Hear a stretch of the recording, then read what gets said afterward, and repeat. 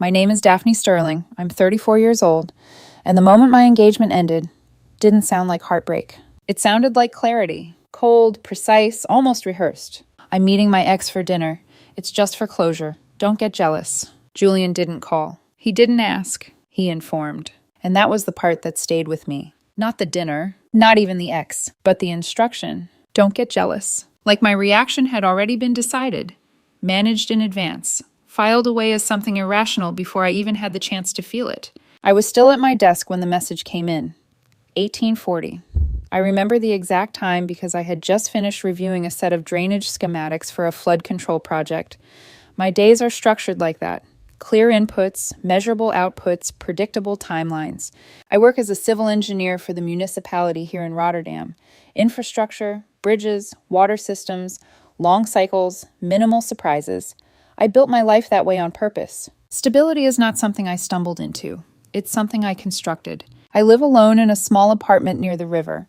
I bought it 2 years before Julian and I got engaged. I am careful with money, careful with commitments, careful with anything that has long-term consequences. Because I grew up watching what happens when people aren't. Julian Carter is 31. He works in marketing for a mid-sized fashion brand. Fast-paced, social, reactive. He says what he thinks when he thinks it. That confidence was attractive at first. It felt like balance. I brought structure. He brought energy. At least that's what I told myself. We've been together for 3 years, engaged for 8 months. The wedding was scheduled for September, less than 4 months away. Deposits paid, invitations sent, families involved. We didn't live together yet. That was my decision. I prefer clear transitions, defined steps. But we shared a joint credit card. Wedding expenses only. Venue, catering, photographer. It was under my name. He was an authorized user. Transparency matters to me. Control, too. I read his message twice. Then a third time. What stood out wasn't the dinner itself. It was the timing. And the framing. There was no conversation earlier in the day. No context. No, hey, can we talk about something? Just a decision already made, presented as something I was expected to accept. For context, this ex wasn't ancient history. They broke up a few months before he met me. He had described her as emotionally unavailable, unreliable, someone who couldn't give him what he needed. And yet, she kept appearing in conversations, mostly during arguments. Subtle comparisons, small references, enough to notice, not enough to confront directly. Until now. I leaned back in my chair and looked at my phone, feeling something inside me go very still.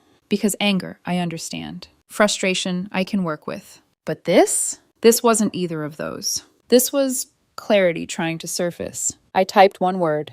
Enjoy. Then I opened my banking app. Not out of impulse. Not out of anger. But because timing matters. We were 4 months away from legally binding ourselves to each other. Financially, emotionally, structurally. And he was choosing that moment to close something that should have been resolved years ago. Or before he proposed. Or before I said yes. The catering installment was due in 10 days, the final venue transfer scheduled for next month.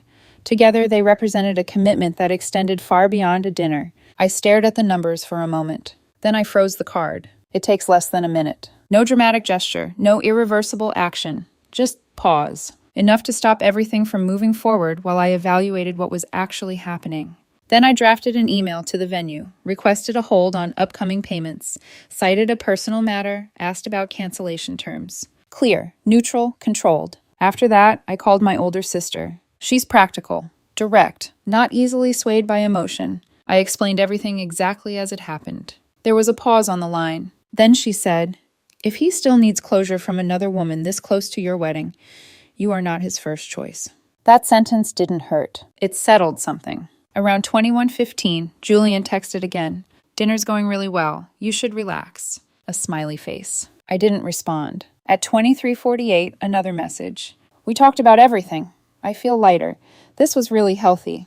Healthy. That word again. Like labeling something made it automatically acceptable. There was still no acknowledgement. No recognition that this might be inappropriate, poorly timed, disrespectful. Just reassurance that I should feel differently. At 2 o'clock, I sent one message. I canceled the wedding. No explanation. No argument. Just the outcome. Then I turned my phone on silent, placed it face down on the dresser across the room, and went to sleep. And for the first time that night, everything was quiet. I woke up at 6:30, same as every weekday. The alarm was across the room where I always keep it, forcing me to get out of bed instead of reaching over and delaying the day. Routine matters, especially when everything else doesn't. When I picked up my phone, the screen was already lit. Notifications stacked on top of each other. 37 missed calls, most from Julian. The rest from his mother, his younger sister, and 2 numbers I recognized as his closest friends. There were messages, too. Dozens of them. I didn't open anything immediately. I went to the kitchen first, started the coffee machine, measured the grounds, watched the water heat. Then I came back and sat down and read everything. The first messages came shortly after 2 o'clock. Confusion. What do you mean you canceled the wedding? Daphne, stop joking. Then irritation. This isn't funny. Pick up your phone. Then escalation. You're being dramatic. Canceling everything over one dinner is insane. I kept scrolling. Around 3:10, the tone shifted. Why is the card not working? I just tried to pay the photographer and it declined. That confirmed something important. He wasn't just having dinner with his ex. He was actively moving forward with wedding payments at the same time. 2 parallel tracks. One looking backward. One locking us into a future. Around 4 o'clock, the messages became sharper. You're controlling. You don't get to punish me like this. Then closer to 5:30, the tone changed again. Are you serious? We need to talk, face to face. My mom is furious. You had no right to do this. I read everything twice. Not because I didn't understand, but because I wanted to make sure I wasn't missing anything. Any acknowledgement. Any reflection. There wasn't. Just reactions. I took a sip of coffee and opened my laptop, logged into the venue portal, and submitted the formal cancellation request. There was a penalty. Significant, but manageable. The contract was under my name. That had been intentional from the beginning. I handle legal agreements carefully. I don't leave structural elements to chance. This was one of those decisions paying off. At 7:15, I sent Julian a message. The wedding is canceled. The card is frozen. We will meet today at 18 o'clock in a public place to discuss deposits and personal items. No emotion, no justification. Just logistics. Within seconds, my phone started ringing. I watched his name appear, then disappear. Then again, I didn't pick up. I wanted the first real conversation to be controlled, in person. Not a reaction at 7 in the morning, still standing in my kitchen. At 7:32, he sent a voice message. I didn't play it. I don't like voice messages. They allow people to hide behind tone instead of clarity. But the transcription preview showed enough. You're humiliating me. This is insecure. It was just closure. The same words, rearranged. Nothing new. Then his mother called. I answered that one. Daphne, how dare you? No greeting. No pause. Just accusation. I let her speak. She said Julian was devastated, that I was sabotaging my own future, that canceling a wedding over dinner was immature and embarrassing. When she finally stopped, I spoke. Calmly. I'm not comfortable marrying someone who feels the need to have dinner with an ex for emotional resolution 4 months before our wedding. There was a beat. Then she said, You're being controlling and dramatic. I took another sip of coffee. This isn't about control, I said. It's about standards. Then I ended the call. No argument. No escalation. At work, nothing changed. I reviewed plans, answered emails, attended a meeting about drainage capacity projections. My manager noticed I was quieter than usual, but he didn't ask questions. He doesn't need to. I have a reputation for being steady. That matters in moments like this. Around 10 o'clock, Julian sent a longer message. This one was structured, intentional. He said I was proving his point about my insecurity, that his dinner was about growth, that his ex had apologized, that he deserved that conversation, that I should trust him. Trust. That word again. I replied once. Trust is not blind approval of questionable decisions. It is mutual respect. You informed me. You didn't ask. There was a pause. Then his response came. You're twisting this to make me look like the villain. I was being honest. You're punishing me for that. I didn't reply. We had agreed to meet at 18 o'clock. That was where the conversation would happen. Everything else was noise. The hours between passed quietly. Not peacefully, but clearly. Every message he sent reinforced the same pattern. Deflection, reframing, positioning himself as reasonable, positioning me as the problem. By the time I left work, there was nothing left to analyze. The conclusion had already been reached. The meeting wasn't about deciding. It was about confirming. We met at a cafe near the station. Public, neutral, easy to leave from both sides. I arrived 10 minutes early, chose a table near the window. Visibility matters. So does exit strategy. At 18:07, Julian walked in. He didn't smile. Didn't sit. He stopped across from the table, arms folded. I can't believe you actually did this. People were already looking. I gestured to the chair. Sit down. He hesitated, then sat. But the tension stayed. He started immediately. You blindsided me. His voice was controlled, but loud enough to carry. Canceling the wedding without talking to me? Freezing the card? That's cruel, Daphne. That's impulsive. I let him finish. Didn't interrupt. Didn't react. Then I asked one question. Why now? He frowned. What? Why did you need to have dinner with her now? He rolled his eyes. Because I needed closure. I'm not going to apologize for doing something healthy. Healthy. Again. Like repetition would make it true. I nodded slightly. Why didn't that happen 3 years ago? He opened his mouth, then closed it. I continued. Or before you proposed, or before we paid deposits, or before we involved our families. He leaned back. Timing doesn't matter. Emotional growth doesn't follow a schedule. And there it was. The difference. To him, emotions existed outside structure. To me, timing defines meaning. I looked at him steadily. To me, it does. He exhaled sharply. You're making this into something it's not. No, I said quietly. I'm recognizing what it is. The conversation had started. But the outcome was already set. Julian leaned forward, elbows on the table, eyes fixed on me, like he was trying to force the situation back into something he could control. You're overreacting, he said. It was dinner, a conversation. That's it. I didn't respond immediately. I watched him. Not what he was saying, how he was saying it. Confident, certain, like the conclusion had already been decided and I just needed to catch up.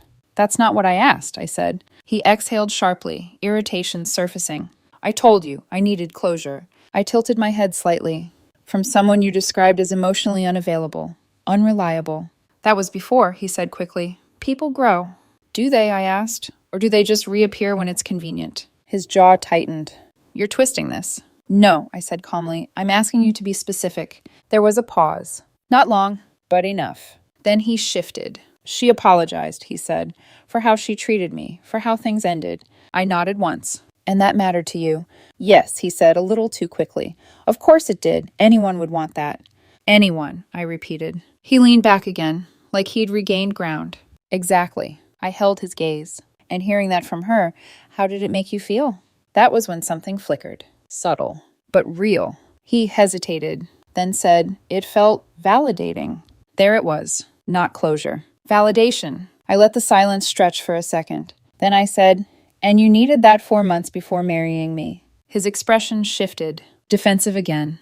You're making it sound worse than it is. I'm not making it anything, I said. I'm repeating what you just said. He shook his head. This is exactly what I mean. You take something normal and turn it into a problem. I leaned back slightly, mirroring his earlier posture. No, I said. You take something significant and minimize it. He laughed. Actually laughed. Short, sharp, disbelieving. This is insane, he said. You canceled our wedding because I had dinner with someone from my past. I watched him carefully. It wasn't the dinner. Then what was it? He snapped.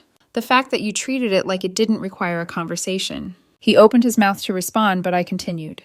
You didn't ask. You didn't discuss. You informed me. And then you told me how I should feel about it. That was a joke, he said quickly. The don't get jealous thing. No, I said, cutting him off. It wasn't. He blinked, caught off guard. It told me you already decided my reaction would be irrational, I continued. So instead of addressing it, you tried to control it. That's not... It is, I said, still calm. And you've done it before. He went quiet. Just for a second. Then his expression hardened. So what, now I'm manipulative? I didn't say that, I replied. I said there's a pattern. He leaned forward again, frustration rising. You're unbelievable, he said. You're so rigid. Everything has to follow your rules, your timelines, your logic. I didn't react. Because that part was true. But not in the way he meant it. I don't think expecting a conversation before meeting an ex 4 months before a wedding is rigid, I said. He scoffed. People have pasts, Daphne. Adults deal with them. Before they commit to a future, I replied. That landed. I saw it. A slight pause. A recalibration. Then he shifted again. Different tone. Softer. We can fix this, he said. Okay? Maybe I didn't handle it perfectly. Fine, I'll admit that. But canceling everything, freezing the card, that's extreme. I shook my head once. It's consistent. With what? He asked. With how I make decisions. He frowned. I don't react, I said. I assess. He stared at me like that was the problem. Relationships aren't engineering projects, he said. No, I agreed, but they do have structure. He leaned back, exhaling slowly. You were supposed to fight for us. There it was. I looked at him. What does that mean? I asked. It means, he said, sitting up again, you push back. You get angry. You tell me not to go. You show me you care. I held his gaze. You wanted a reaction. I wanted effort, he corrected. No, I said quietly. You wanted instability. He blinked. That hit. You wanted to see if I would compete for your attention, I continued. If I would try to stop you. If I would prove something. That's not fair, he said, but his voice had lost some of its certainty. It's accurate, I replied. He shook his head.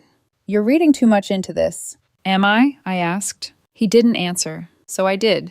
You created a situation where you positioned me against someone from your past, I said, and then you framed my reaction as the problem. That's not what happened. It is, I said, because if I had reacted differently, if I had gotten angry, demanded you cancel, you would have called me insecure. He didn't respond. And because I didn't, I continued, you're calling me cold. That silence was longer. He looked away for the first time, out the window, then back at me. You're really going to throw away 3 years over this? I shook my head. No. Then what? He pressed. I'm ending 3 years because of what this reveals. He frowned. And what does it reveal? That we define commitment differently. He opened his hands, frustrated. Commitment doesn't mean you stop being a person, he said. It doesn't mean you can't have conversations, closure. It means you prioritize the relationship, I said. I did, he insisted. I chose you. I tilted my head slightly, after seeking validation from someone else. That's not what... You said it felt validating, I reminded him. He stopped, just for a second, but it was enough. That doesn't mean anything, he said finally. It doesn't change how I feel about you. It changes the context, I replied. He leaned back again, frustration turning sharper. You're impossible, he said. You analyze everything until there's nothing left. No, I said. I analyze until it's clear. He stared at me. Then his expression shifted. Something colder. Good luck finding someone who'll put up with this, he said. With you. There it was. Not frustration. Not confusion. Ego. I stood up. Slowly. Deliberately. We'll settle the deposits based on what's refundable, I said. I'll transfer your portion.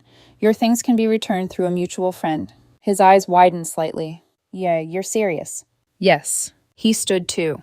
You're making a mistake. I picked up my bag. No, I said. I'm correcting one. I turned toward the door. Behind me, his voice followed. You'll regret this. I didn't turn around, because regret wasn't what I felt. Clarity was, and for the first time since his message the night before, it was complete. The next morning I blocked him. Phone number first, then messaging apps, then email. Not out of anger, not even out of frustration. But because once a decision is clear, continued access becomes a liability. It creates space for negotiation, for emotional bargaining, for distortion. I don't leave structural weaknesses exposed once I've identified them. Within minutes, my phone started ringing again. Unknown numbers this time. I let them ring. Then came emails. The first one was from Julian. Subject line, please. Short, direct. You're being extreme. Blocking me proves you can't handle real conflict. Couples fight. They work through things. You're walking away because it's easier than dealing with your own issues. I read it once, then closed it. No response. The second email came an hour later. Longer, more deliberate. My father is disappointed. My family is asking questions. People already know something is wrong. You've embarrassed me. You've embarrassed all of us. That told me everything I needed to know. Not about the relationship, but about his priorities. Perception, reputation, control of the narrative. Around midday, his father called. From his office line. I answered that one. Out of courtesy. His tone was calm, measured. Daphne, he said, I'd like to understand what's happening. I explained. Not emotionally, not defensively, just facts. There was a pause. Then he said, Julian is upset. He may have handled things poorly, but canceling a wedding this close to the date, that's a serious decision. Yes, I said, it is. I think, he continued carefully, that you may be reacting too quickly. These things can be worked through. Perhaps you take a week. Let things settle. Then revisit the decision. I looked out the window. At the river. Still. Controlled. No, I said. A pause. Then, may I ask why not? Because the decision wasn't made quickly, I replied. It was made clearly. Silence. Then I added, the irreversible moment wasn't mine. It was his. He didn't respond immediately. Then quieter. I hope you reconsider. I won't. I ended the call and blocked his number too. That afternoon, I finalized everything. Photographer, caterer, florist. Each conversation was brief, professional. Some deposits were non-refundable. I accepted that. Peace of mind has a cost. By evening, I transferred Julian his portion of what was refundable. No message, just a note in the transfer description. Settlement complete. Clean lines. No ambiguity. For the first time since Thursday, my phone was quiet. I thought that was the end of it. It wasn't. 2 days later, a mutual friend texted me. What happened? Julian's telling people you had some kind of breakdown. I stared at the message for a moment, not surprised. Just unsurprised. Narrative control. Again. I replied with one sentence. He informed me he was having dinner with his ex for closure 4 months before our wedding and told me not to get jealous. I chose not to proceed. That was it. No adjectives. No defense. A few minutes later, he replied, That's not what he said. I didn't respond. I'm not interested in competing versions of the same story. People who know me don't need one, and people who don't matter. That evening, another email came through. A new address? Julian again. The tone was different this time. Quieter. I feel like you punished me for being honest. I read it. Continued. I didn't expect this to end everything. I thought you'd fight for us. I thought you cared enough to not just walk away. There it was again. That expectation. That love equals endurance. That commitment means tolerating instability long enough to prove something. I kept reading. I'll be honest, hearing her say she regretted losing me, it felt good. It made me question things. Not because I want her back, but because maybe I rushed into this. I stopped there. Read that sentence again. Slower. Not because it hurt, but because it confirmed everything. If you're questioning whether you rushed into an engagement, you don't explore that over dinner with the person you used to date. You confront it before. Alone. Honestly. He ended the email with, I never meant to lose you. I closed the message. Didn't reply. Instead, I packed the rest of his things. A jacket. A book. A few toiletries he'd left behind. Put them in a box. Dropped it off with the same mutual friend. No note. No message. Just completion. By the end of the week, everything was done. No more calls. No more emails. No more noise. Just quiet. It's been 3 months. The venue refunded part of the deposit. The caterer kept theirs. Financially, it was manageable. Logistically, everything was resolved within 2 weeks. Emotionally, it was simpler than I expected. People ask if I regret acting quickly. I don't. If anything, I'm relieved. Because the dinner wasn't the first signal. It was just the clearest. Julian had a pattern. He framed situations as tests. If I didn't react strongly enough, I didn't care. If I reacted too firmly, I was rigid. The outcome adjusted, depending on what validated him in the moment. And that message, don't get jealous, it wasn't reassurance. It was positioning. It removed space for a reasonable reaction before I even had one. That's not communication. That's control. Marriage doesn't work like that. It requires shared assumptions, shared boundaries, shared definitions of what matters, without needing to negotiate every line. We didn't have that. About a month ago, a colleague asked me if there was a dramatic story behind the canceled wedding. I told him no. There was a misalignment, discovered at the right time. That's still how I see it. I haven't unblocked him. There hasn't been a final conversation. No attempt at friendship. Clean breaks are cleaner for a reason. If he needed validation from his past before committing to a future, he's free to pursue that path, fully. As for me, I prefer something else. Something quieter. Something steadier. Something that doesn't require performance to prove it's real. The night he texted me that he was meeting his ex, he probably expected an argument, raised voices, emotion. Instead, he got clarity. And I kept it.